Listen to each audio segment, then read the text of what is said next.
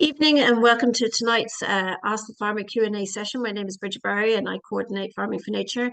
Farming for Nature was set up to inspire and encourage farmers that farm or wish to farm more for nature. And one of the ways we do this is we find exemplary farmers and each year and they get put forward to be Farming for Nature ambassadors. And this Q&A session is a great way to hear from these ambassadors and to find out more about their tricks and tips that they do on their farm for nature. It's also an opportunity for you to ask them some questions and find out more. So if you have any questions for the guest speaker tonight, just put it in your chat box, which should be along the banner along the bottom of your screen, and I'll facilitate these as we go along. So on to tonight's session, we're delighted to welcome Tommy Reidy with us, Thomas Reidy. And Thomas is a farmer in Castlegregory in County Kerry. He's a beef farmer down there, but his land is very diverse. It goes from mountain top to down to the sand dunes of Castlegregory Bay, or Brandon Bay probably it's called. But so Thomas, thank you so much for joining us tonight. Thanks, Bridget. Lovely to be here. Yeah, great. Listen, Thomas, you might just start with, can you describe your own journey into farming? Yeah, so we would have been farming. My father would have been farming, we'll say, from when he was a kid. You know, he stayed at home from school when he was 16, and he would have farmed until his mid-20s when his father passed away, and he rented out the land. Then at that point, and he went into business himself, but he didn't sell the land. I suppose he rented it out, so it was always there. And then in the mid-90s, he got a notion that he'd go back doing it again, and I suppose I showed a little bit of an interest in it. So we got 100 ewes, and we started to farm. The most of the land, I suppose, especially the good agricultural part of it, rather than the uplands or the sand dunes or anything like that. So the bit in the middle, we started to farm that, and so the farm, I suppose, essentially is made up of it's a thin strip going from halfway up the hillside, and we'd have commonage, mountain commonage in, and behind that. But the private land would start halfway up the hillside and would end on the shore. So it's quite a diverse habitat in between that. So it's quite an interesting farm from that point of view. It's full of habitats, and I suppose because it was rented, there wasn't an awful lot of land reclamation done, or there wasn't an awful lot of we didn't do an awful lot with it, obviously. So when we got it back, then it was as it was, in the 70s when he had finished farming. So 20 years later, in the 90s we started back again. We went into reps, the rep scheme at the time, and then in 2000 he farmed for about 10 years, and then I came to the age of 35. The whole succession thing came about, and he signed the farm over to me before I was 35, and I suppose I started. That was about 2005, 2006, and then I took it over properly probably 2007, and I farmed. I had sheep. I kept the sheep for about another 8 or 9 years before we veered another direction. We went organic, and we replaced the sheep with Dexter cattle, mostly, for the most part. We still have some sheep in the uplands, but mainly a small herd of Dexter cattle. So I suppose from my own point of view, I went to college. I studied plant biotechnology. Actually, that was the degree. So it was a degree in plant microbial biotechnology. So it was like somewhere almost like plant genetics. So I was quite interested in that. That's what I majored in UCC at the time. So I always had an interest in plants as well, and the farming kind of went hand in hand with that. So yeah, we went organic then, like I said, 2015, and we're here today where we are. It's ever evolving. I suppose we try to do something different every year. Some mixed successes, some failures, obviously, along the way. But yeah, for the most part, it's been an interesting journey. Cool. We'll come back to the challenges later. But just so I understand, what was the reasoning for moving from sheep to Dexter's? Yeah, when we looked at the farm, I suppose that the sheep were, I suppose they just didn't seem to be. We were going organic, and it didn't look to me that the sheep were really suitable. They're not, sheep's worst enemies another sheep. We had the upland, I suppose, but we didn't really have it wired off, and I didn't really want to go managing that. I found the wiring was really a killer with the sheep. I was living in Cork at the time actually, and I was kind of coming down every weekend farming. And I'd come down and the sheep would have broken into a neighbor's, or there'd be a problem, or there'd be, there was always some issue with them. So I just said it has to be something better than this. It was just difficult to manage, I suppose. Sheep are grand, when you're, you can send them up to the hill, but certain times of the year they require quite a lot of care, especially around lambing, and you really need to be there. And I found that particularly challenging. So, moving to the Dexter cattle, they were an easy calving breed. They're a native Irish breed. They have a light carcass. I suppose they ticked a lot of the boxes as far as I was concerned for the type of farm that we had. It's that we had that upland that we never utilized as well, really much with the sheep. And we had that sand dunes, which we really couldn't do much with the sheep either, whereas the cattle were very effective in managing that and managing the habitat. My sister then she's an ecologist, I suppose, so she was able to kind of advise in terms of what we should and shouldn't be doing. So there was always kind of that there in the background as well to help us out. And yeah, I found the Dexters, there's a lot of work in them in the beginning. Yeah, there is, and even changing to the organic system was like very laborious as well, in that it was a completely different system. You had to think completely differently than conventional farming, I suppose, and that was a bit of a shock initially. But slowly but surely, we kind of got our stocking rate right. We understood the implications of having too much stock going into the winter in terms of feeding and all of that. We just found that over time, while initially the Dexters were difficult, over time, they got used to us, we got used to them, and it's a good system now. I will admit that the system we currently have it's complex enough. We follow them through to beef, so you'd have your breeding cows. You'd have 10 breeding cows. You'd have 10 calves following them. Then you'd have 10 1-year-olds and 10 2-year-olds, and you're managing all of them separately. They're almost identical herds. They never come together. So obviously the calves and the calves and the breeding cows are going to be together, for 8 months. Evie,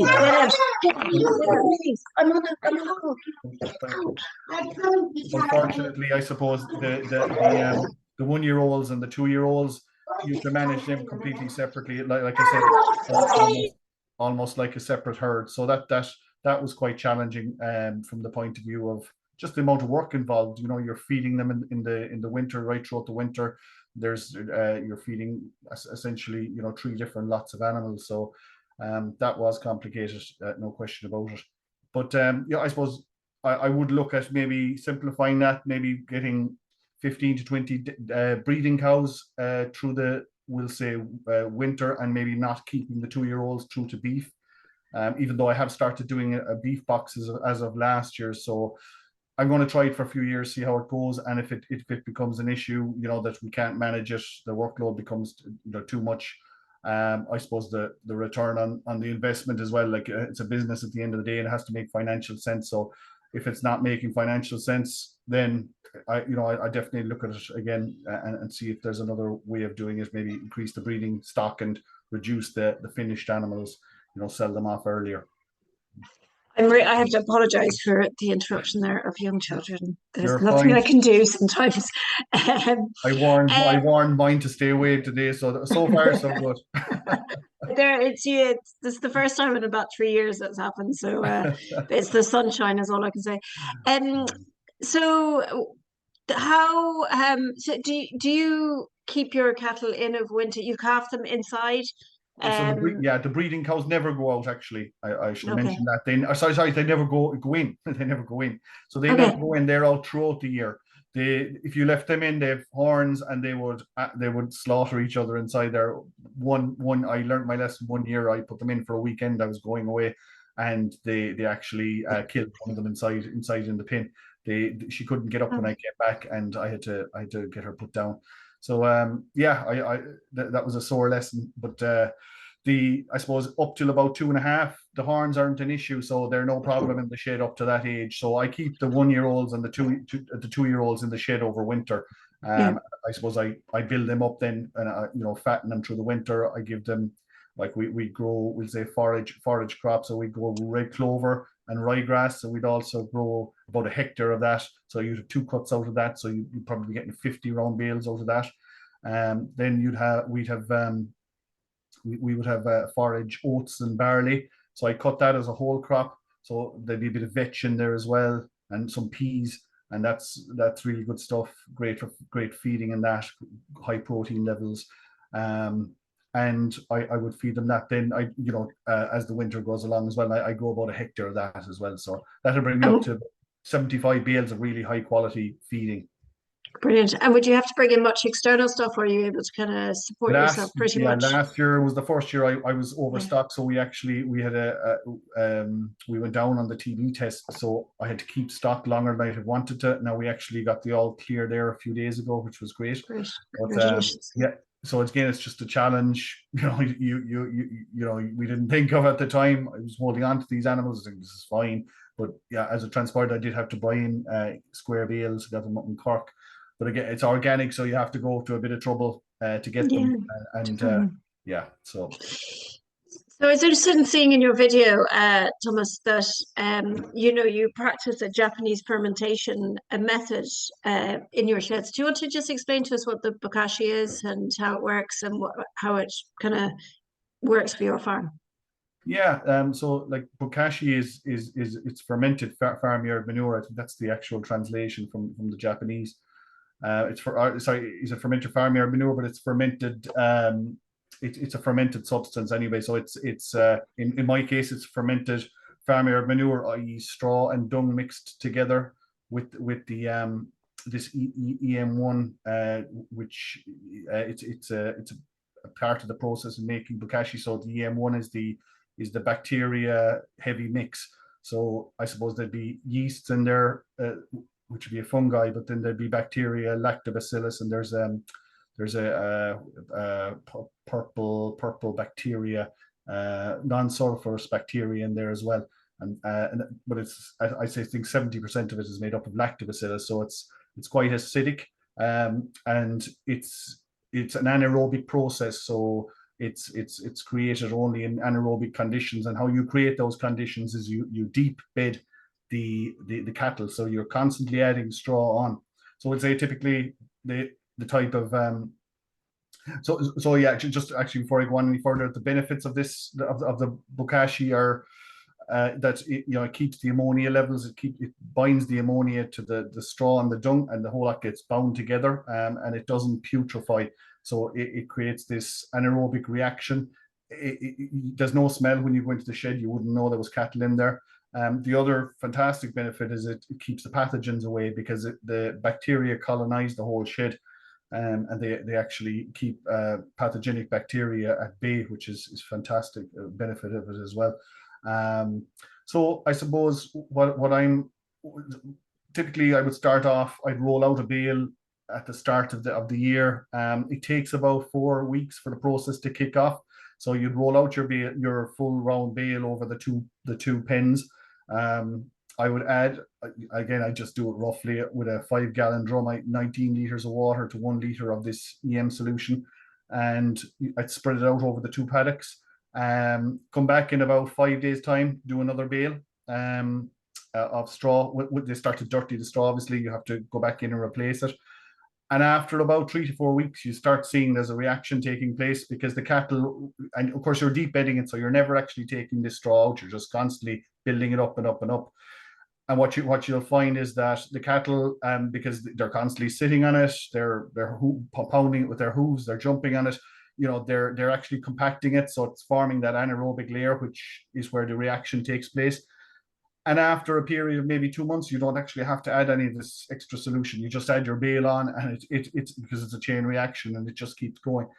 And like I said, then when it comes to taking it out, now I could take it out and put it directly, and I have done that one year. I plowed it directly into a field when I was planting oat and barley forage crop. But typically, I put it outside and I just leave it there for the winter. I cover it, leave it there for the winter. Some of it composts in it, obviously, but most of it still stays as that fermented product.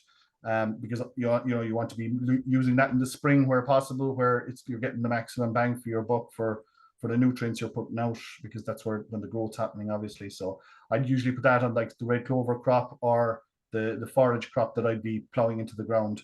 I try to get that in within the 48 hours, But I find the worms take it down quite quickly as well.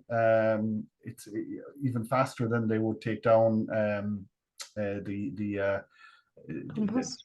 the compost. Yeah, so it's interesting as well from that point of view. Worms thrive on it, and then of course there's obviously a massive worm population going out on the muck spreader with it each time as well. So yeah, Brilliant. it's And sorry if I missed this, but where do you get the bacteria from? So you can actually make it up. You can make it. There's a recipe. Google it. You can make it. I bought it the last couple of years. I bought it down from a company in the north. Well, they're a subsidiary in the north, Agriton. There's a guy up there, Mark Hughes, and I got it from him. He used to send it down to me, and he got a bit of business out of that as well. I think because it's a good product, definitely, especially if, like, aside from the soil benefits and aside from the pathogenic, benefits, it's keeping the pathogens away, it's keeping the smell away, and if the house is near, if the shed, it's a huge thing. Like, that's a big thing. Yeah, especially because you run a tourism business as well, don't you? Yeah. So yeah, we have a little B&B there. So we used to have a bed and breakfast in the 80s, very close, like the whole farm, I suppose, the whole unit is all together in only a few meters apart, each building.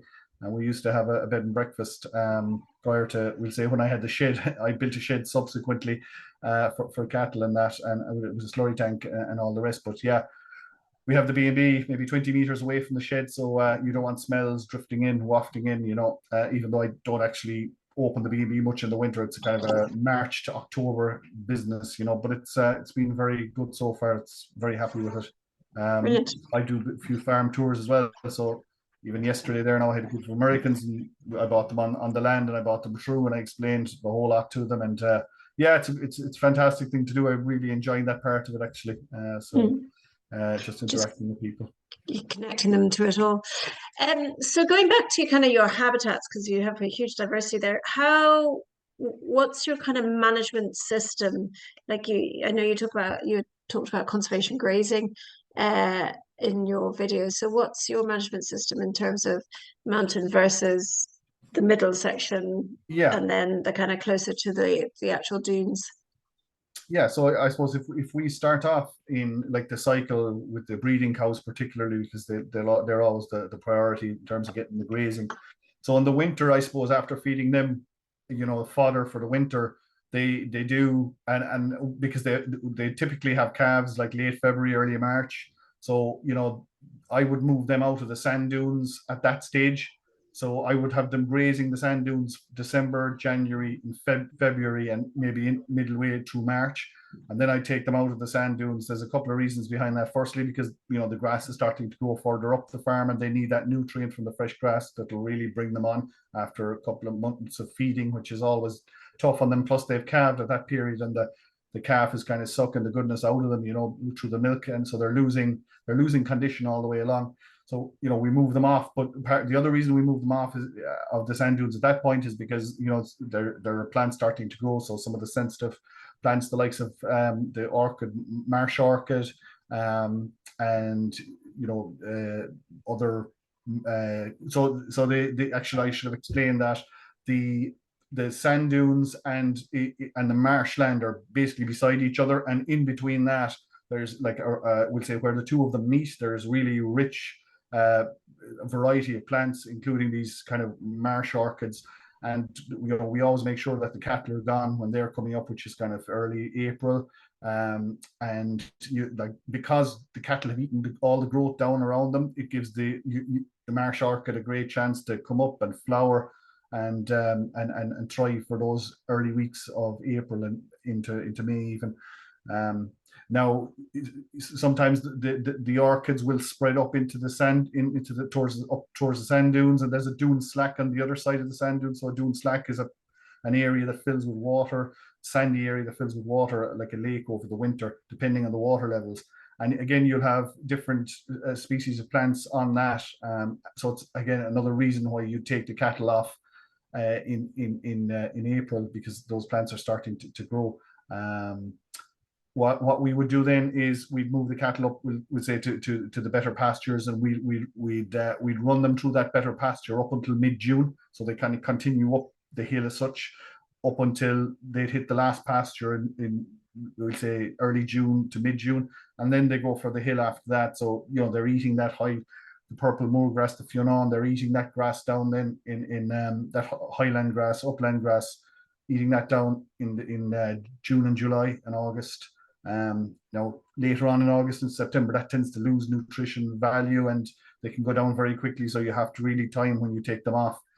But I'm hoping this year that I can actually put them up further into a commonage area, which was grazed by sheep all along, but sheep have been taken out of it now. So and there's some good grasslands there, but it's further up the hill. But I'd need the collars for that. So I'm hoping to get the collars in the next few weeks to trial that out.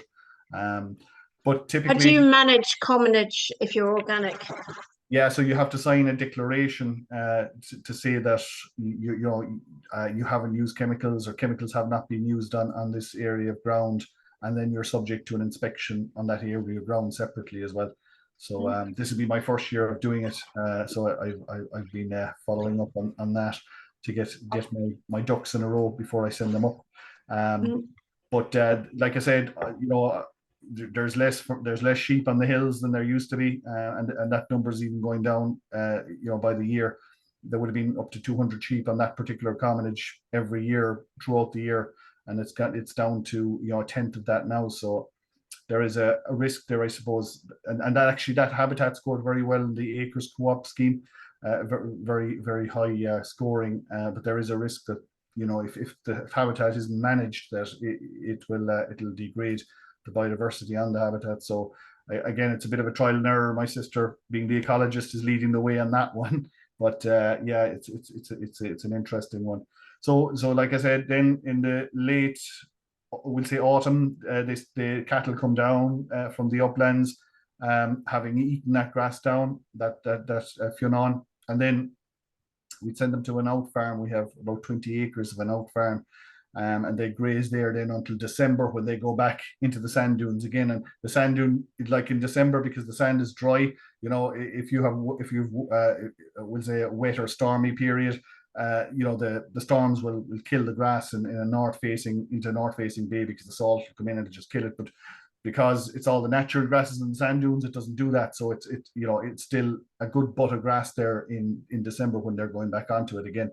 And they'll graze that down, and they'll help that biodiversity through into the spring when it's ready to go again.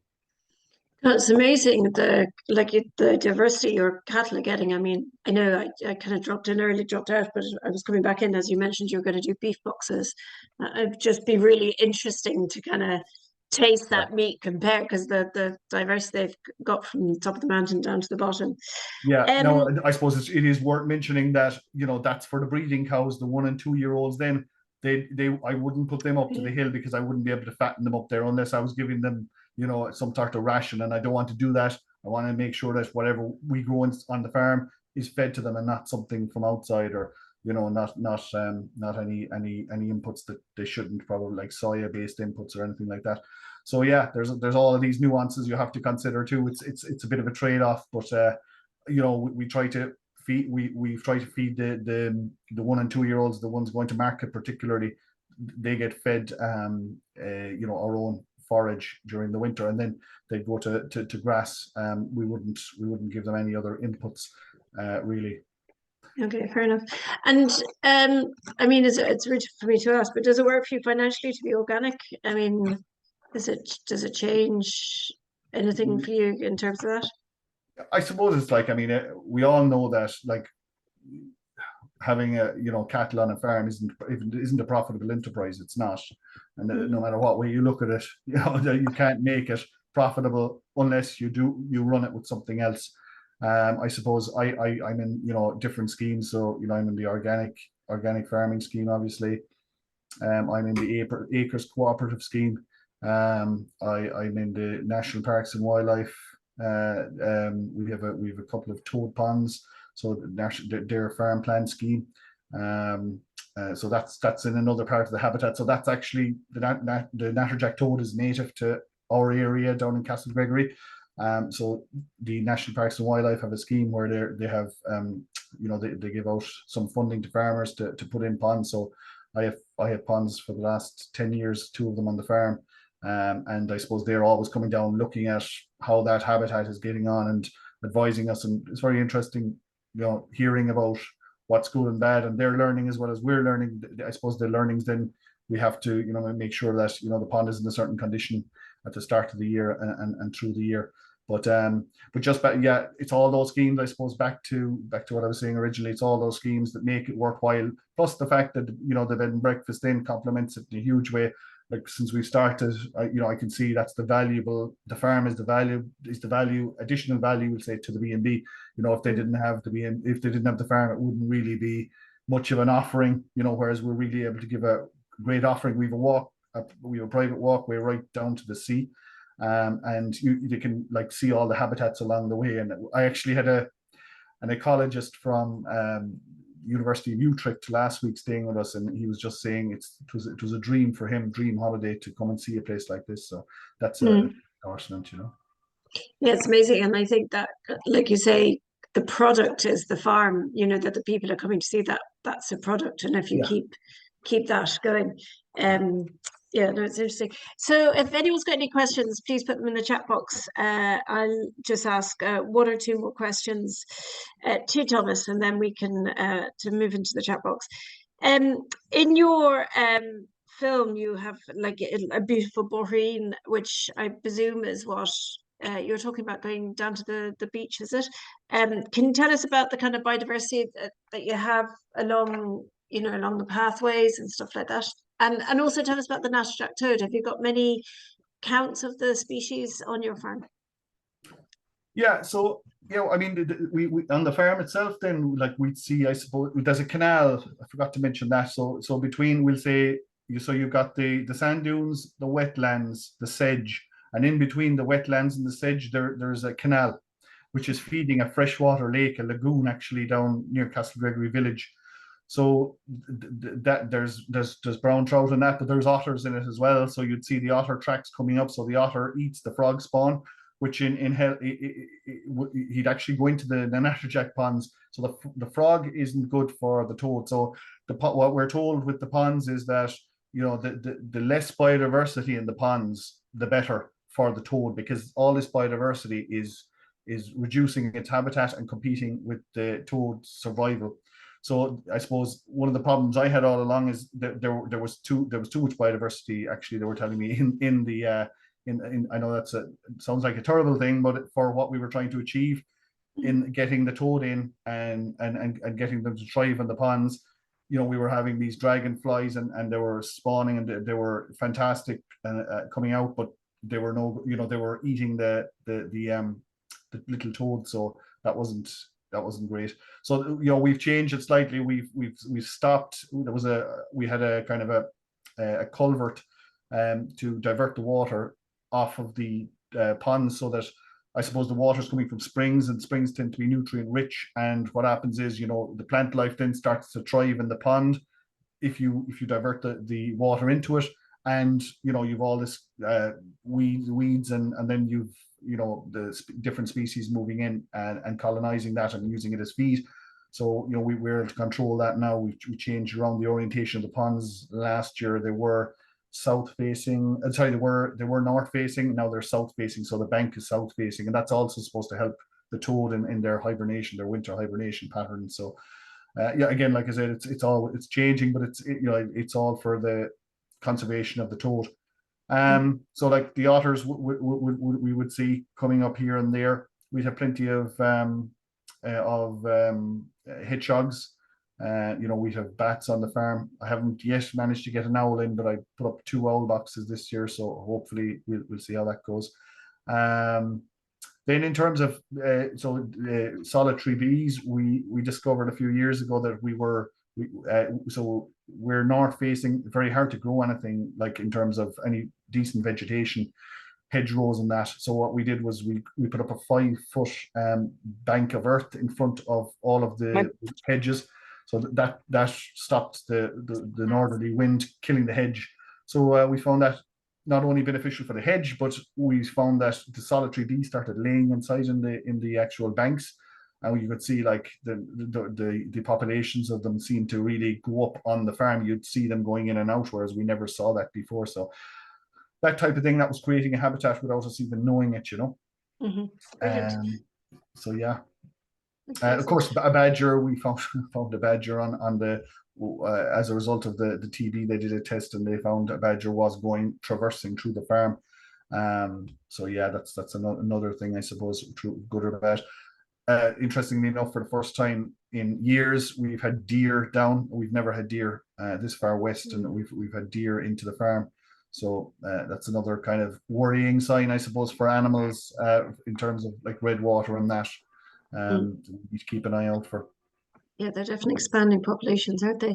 So James Byrne has asked, is Bokashi similar to Korean farming principles? Do you know the difference? Yeah, it's similar in that it's biological. I suppose it's from my understanding of Bokashi, it's more to do with bacterial composition, whereas Korean natural farming is getting the fungal and bacterial compositions correct for your particular farm, and each farm is different. IMO is kind of what Korean natural farming is based on, indigenous microorganisms that you kind of cultivate from the local area, and you mix it with soil, you add various amendments, and eventually you spread it out on the land. And it's excellent, obviously, for as a nutrient for the soil, and the bacteria have a huge effect on the soil. It's breathing life into the soil. Bokashi then is similar, but it's more bacterial heavy. You'd have yeast in there, but there wouldn't be a lot of other beneficial fungi in there. So it's more towards the bacterial side. Yeah. He also asked, where did you get the solution from? And I think you've answered that already, but if there's anything you want to add to that. James Byrne has also asked, do you store the farm Europe in a shed or in the field? I store it in the field in a kind of a concrete slab, and I cover it then just so that it doesn't, otherwise there'd be runoff from it the whole time. So I over the winter I just put a tarpaulin cover on it and try to keep it down. It's blown off a few times, and so it's just a case of putting plenty of blocks and tires on top of it to keep it down. But I just store it outside. Our farms, we're very tight on space because we're on a hill. The whole farm is on a hill as such, from the sea to the mountain, and I don't have a lot of space, to be honest with you, so I'm not really, I can't be a chooser in terms of where I put stuff. So yeah, it mainly goes outside. Okay, brilliant. And you mentioned earlier that there's obviously been a few challenges. Is there any that you found while working alongside nature? Is there any solutions that you found that might be practical for the audience to understand? I suppose the challenges, particularly around understanding, when you're converting to organic farming, particularly understanding the nuances of feeding and everything that's around that, and getting the nutrient into the animal. I mean, you can't just go out and, well, you can buy mineral lick and that, but I suppose if you really want to do it properly. I did a postgraduate diploma actually in organic farming there during COVID, so I just don't deepen my understanding of the whole organics scheme. I have a few books there as well that I kind of always refer to. But I suppose it's still a matter of the nutrient. You're not going to have the same nutrient levels as you're going to have in conventional farming very often. And like I do things like, I suppose, to address those challenges, I always keep at least one field as a herbal layer, herbal field. So I would have chicory, plantain, yarrow, bird's foot, those type of species on that, as well as grasses, of course, like not ryegrass, but more timothy and those type of fescue and those type of grasses. So I always have at least one field of that, and I find that the animals come out of that shining, whatever it is, the tap roots of those yarrows and those clovers, they're deep and they go down to the subsoil, they go right down and they pick up the micronutrients that the animals need. It's like eating a diverse diet for us, and probably, helping our gut system, rather than just eating grass. So I always find that they come out so good out of that field every year, when they come out of it, better than any other field. So I'd like to grow more of it, but I find, again, another challenge is it doesn't grow in damper ground, a lot of these things. So you have to have pretty good land for it. So again, I'm restricted in as to where I can grow it. Another challenge then, of course, would be weeds. For the red clover particularly, the weed ingress is pretty significant in year 3 to 4 of the red clover. I'm in year 4 now, and this is my last year of a particular red clover field. I'm just going to let, after the second cut, I'm going to let the cattle in, and that will be a grazing field from there on. So when I say red clover, it's ryegrass, red clover 50-50. And I just find that, the docks are pretty hard to control. Now I've dock beetle everywhere. The place is full of dock beetle. But, the dock beetle are great towards the latter half of the year, kind of July, August. They'll clean out the docks, but they won't do that earlier in the year. They're just laying their eggs at that point. So that's a challenge as well, So what I do try to do is cut the heads off. So if there's seeding heads, I go around with a kind of a light strimmer and cut the heads off. But again, I only got half of that done this year before another job called me. Yeah. And with yeah. So there are things like that. I tried some foliar sprays this year for the first time, with limited success. Maybe I was doing it wrong, not sure. Yeah, and I'm just looking there. Did I have anything else? No. That's the weed. Oh yeah, rushes. Why didn't I mention rushes? Rushes are a major challenge, of course, in the damper part of our land. So what I find is that after each grazing, I'd go in and I'd cut the rushes out. Now I would leave. What I find is there in some of the, we'll say, damper meadows. There's one particular meadow is damp, and I'd leave strips, like I'd leave maybe a 3 or 4 meter wide strip of that untouched, because I just see that a lot of birds are in and out of there, so I wouldn't cut it out completely. Likewise, last year I had a whole field of spear thistle that I just let grow, and that was fantastic for like the bees. And it didn't come back this year. I was worried it would come back because there was so much seed. Maybe the neighbor got a bit of it, I don't know, but I didn't get any of it anyway. Creeping thistle, then I would find that if you don't control that, it can get out of control. That even plowing doesn't necessarily eliminate that, so you do have to cut out a certain amount. Again, I wouldn't cut everything out. Likewise with ragweed, I wouldn't cut everything out. I'd always leave a few plants, or a bunch of plants together, just because it's obviously not good for the biodiversity of the farm to be cutting all of that out. So we do leave rows or bun clumps in different places. Yeah. Brilliant. And so tell me, where would you start advising another farmer if they wanted to start reviewing whether their farm was, sufficient to move into organics, or what steps do you think people should take? I mean, you've got your postgrad diploma in it and everything. So, what are the clear steps people should look at if they're looking to go organic, and maybe then also if they have similar habitats to yourself? Yeah, I suppose a lot of people go organic like for financial reasons. That's that from what I can see was the initial reason that most people would turn to organic. But then over a period of time, they can see the benefits of organic farming.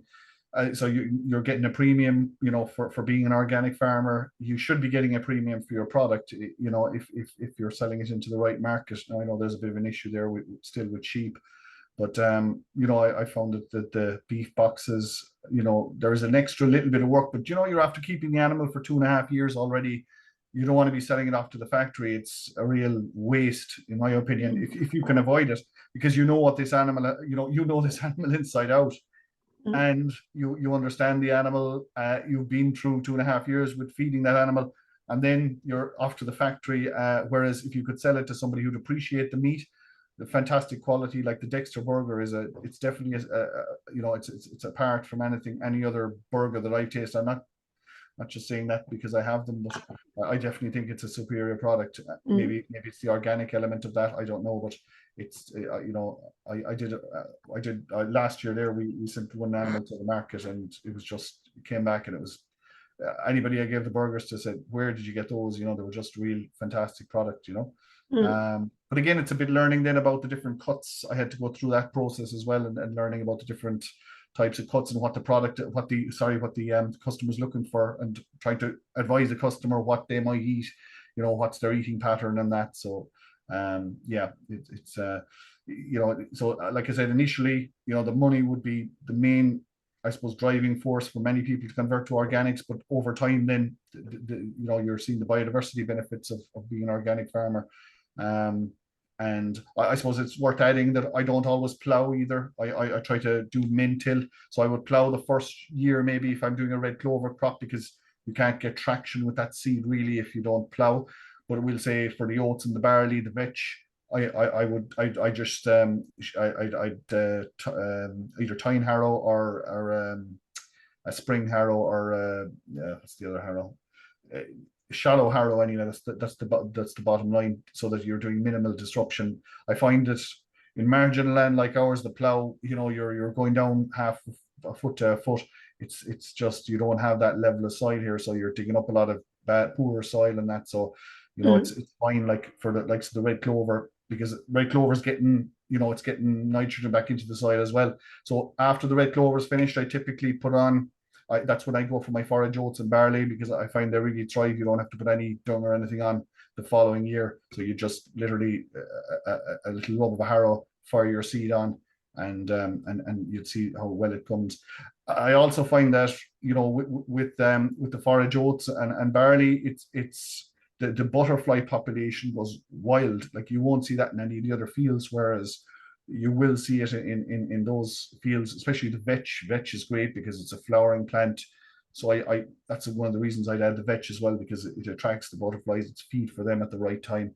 I have a couple of beehives as well, and you know, there's a thing called the June gap, where there's no, where it's between the spring flowers and the summer flowers, and it's you know, very often then that would be when the flowers on the, we'll say the forage crop would be coming. So it fills that gap in a way.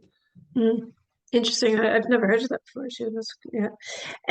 So is there any in particular you go for support or advice when you're looking, you know, to get new ideas and you know, for your farm? I mean, I referred to my, I was reading that there, obviously.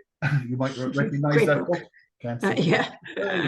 The Farming for Nature Handbook, if anyone. Yeah, Farming for Nature Handbook. That's fantastic. Like, there's so many practical examples for people to read through. And you know, so like I like reading, and you know, I suppose I've been to I was in college for long enough that I should be able to read some few books. There's another one there. I probably can't see it. It's called Grassland Management for Organic Farmers. That's a good one as well. And I have another one here, which my sister gave me for Christmas, which I'm going through. It's a bit scientific. It's Grassland Restoration and Management, it's called. So a bit scientific, but it's interesting. Then just, I suppose I have a very good farm planner, Connor Lyons there, based in Tralee. He's excellent. So just in terms of, you know, advice in terms of, you know, the technical elements of the different schemes that are out there. And then I go to different things that Thomas, I saw Thomas O'Connor there on a call. I you know, he has farm walks, and other farmers, other organic farmers have farm walks. I often find it good to go to those farm walks to see what they're doing. So like, you can pick up the knowledge. YouTube, it's full of stuff. It's like, yeah, so there's just so many, you know, even your videos there, they're just great to see what other people are doing, and because you find all the people in that space, they're all doing something different, so you can pick up on what they're doing and run with it, and it'll save you, maybe again, if you could talk to people like that, save you an awful lot of trouble, because they'll tell you what to do and what not to do, you know. So it's good, like, from that point of view. Perfect. There's a few more questions coming. Nigel Gillis has asked, with min-till, do you find crop is very dirty with weeds, or are you mainly min-tilling oats? which would be allopathic to weeds? Yeah, oats would be about 30% oats, 30% barley, 30% pea, and 10% vetch. And then we undersow that with grass, a grass kind of clover mix. Yeah, I mean, you like the weed burden is an issue anytime you're growing a silage crop or a forage crop, because you're allowing the weeds to complete their life cycle, just like you're allowing the plant to complete their life cycle, that's going to seed, so you're going to pick up stuff on that. I suppose, yeah, to an extent, I just feel that the benefits of mint-till outweigh the disadvantages. Like, the cattle will eat, they will eat the dock, they'll even eat the thistle, in some cases. So I wouldn't be overly concerned about a certain amount of weeds getting into it. I wouldn't be, no. What if it starts like this? The first year I've ever seen the red clover crop getting inundated with ducks, and that's why, like, I've been trying to cut that out. I could get another year out of it, but I'd take it out. There is, like you mentioned, the allopathy. Yeah, that's a good point with the oats, and I think, like, I was looking at rye as well. I believe rye has that element of allopathy as well, where it stops other plants growing while it's germinating in the early stages. So yeah, there are options out there, and I like tinkering with these things. I suppose I can do that because I'm not, I have an off-farm job as well, so it makes it possible for me to try extra things. And we always try to do something every year different, so that we can improve things, not from a traditional farm improval way, but mainly from a like a biodiversity point of view, or just generally to improve the health of the animals. So yeah, just you have to watch the weeds, all right. And James Prentice asks, would you use any imported organic fertilizer like chick manure or sobac for feeding the red clover?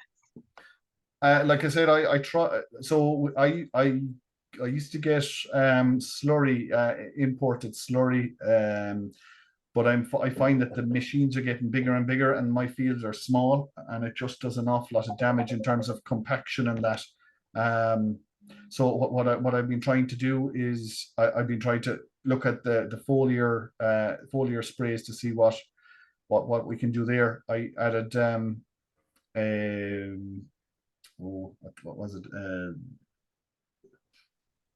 Escapes me now. Apologies. So yeah, I have it written here somewhere. Yeah, so I did a seaweed-based one for the micronutrients, to improve the micronutrients in just standard grass. Put that out kind of late in the evenings. And oh yeah, I put some humic acid and fulvic acid out earlier on in the year, but I understand from what I've read into it that it takes a few years for that to really affect the crop. So I probably need to put that out for a few years in a row before I see a real. I think I see a little bit of a difference there, but it's hard to say. I need to do a bit more research on that, I think. Interesting. But I would like to get away from other. I'd like to have my own slurry, my own farm. But I would like to get away from importing completely. I just find that it's just the machines are killing the ground for compaction, and it's very hard to get when a contractor comes, they'll come on the day that suits them, not the day that suits you. So it's even though I have great contractors now and everything, but it's just that's the way it is. Yeah, I know the way. Well, we're coming to the end of our session, unless anyone else has got any more questions for Thomas. So, Thomas, is there one memory that stands out for you in relation to nature on your farm that you kind of go, we're definitely doing something right here? I mean, obviously, there's a very keen interest amongst you and your sister for the different habitat and biodiversity you have on the farm. But is there something that stands out to you as like, wow, that was a good moment? Yeah, I mean, there's plenty of things that stand out to me, and some of them I can't really say, but for various reasons. But no, I suppose the big thing last year was that's the spear thistle. I felt that I could not believe that how a field, it must have come in with seed the year before, how a field could grow that much spear thistle. But the way the bees, the amount of bees down there was just crazy. Like there was hundreds of them, in the sunny evening there that you otherwise they wouldn't have been there. there's thing I suppose we do things like, so there's somebody mentioned, and I probably didn't address that question earlier on. So that walkway we have going down, we so the furze, I have a lot of furze bushes growing down along that, so they come early, and I suppose that's an early pollen, early nectar source for insects and bees. That's a good thing to have on the farm. And then I'd have like a lot of blackberry bushes around the farm, and I suppose we'd have hedging then. This, we'd have white thorn and black thorn hedging from the various schemes through the years. We'd have about 800 meters of hedging put down in the last 15 years.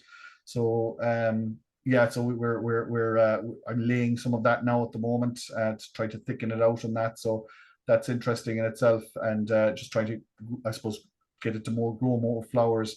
And again, we're north facing. Some plant species are more suitable than others, and learning about that is very interesting as well. And I can see I'm learning something every year. You never stop learning. Brilliant. And yeah, you sound like you've got an amazing farm. Thomas, you're doing a walk for us at some stage during the summer, are you? Can you remember the date? I Or think is it late August? I think is it around the late 30th or August, yeah. So 31st if of anyone's August. Yeah. interested in seeing Thomas's farm and all these habitats, then just sign up to the walk through either Ticketail of Find Farming for Nature, or else find the farm walks through any of our social media or our website. You'll be able to just sign up there. Thomas, thanks a million for sharing everything and sharing about your farm today. It's been really interesting, and sorry for the interruption earlier, but such is life. No So problem. thanks everyone for joining us. And if you missed any of tonight's session, or you know of anyone that would be interested, it will be up on our YouTube channel by tomorrow. Also, our next Q&A is with Jack Brown, who is a agro tillage farmer. Sorry, a silva agro forestry farmer in County Carlow. So that will be on the 15th of July. So please sign up to that if it's of interest. Otherwise, listen, Thomas, thanks a million. That's really kind of you, and to share your time on such a sunny evening. And thanks to all of you for coming. And we'll see you all again soon. And take care. Good evening.